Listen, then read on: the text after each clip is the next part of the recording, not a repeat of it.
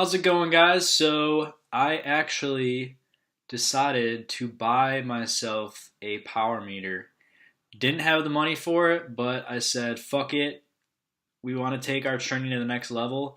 And I ended up buying a cork. And I work at a bike shop, so I got a decent discount on it. But what's really cool about the cork is I have what's called power balance. So, it tells me what side of my leg is putting out a little bit more power. And what I've realized is that my right leg is actually putting out like a significantly more amount of power.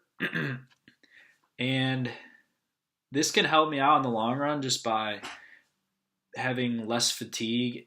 So I just try to push my left leg a little bit harder than my right leg at some points. So another thing I noticed when getting this power meter is that I thought I was putting out a lot more watts than I actually was. And I didn't realize that I was not training that hard. Like, just the fact that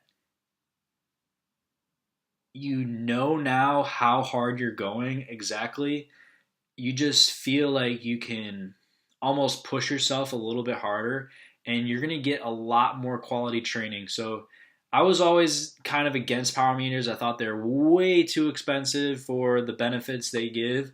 But after getting one, I realize now that when you're actually training to your specific level as far as power goes, you can just you're going to advance and be get stronger a lot quicker because you're training to exactly where you should be.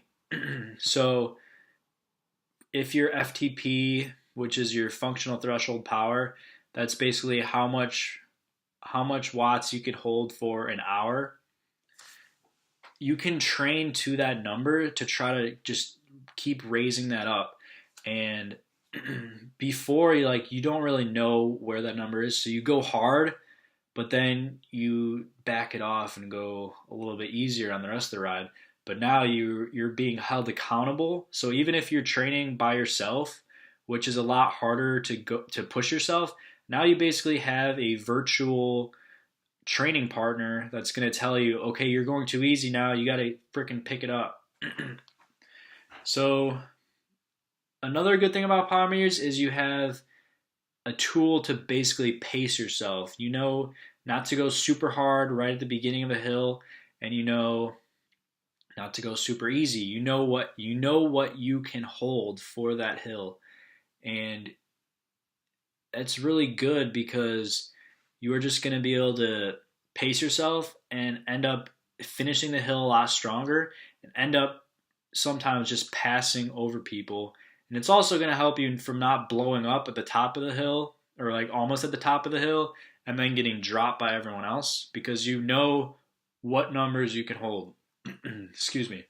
So, I would recommend a power meter. Personally, the power meter I got, the Cork, um,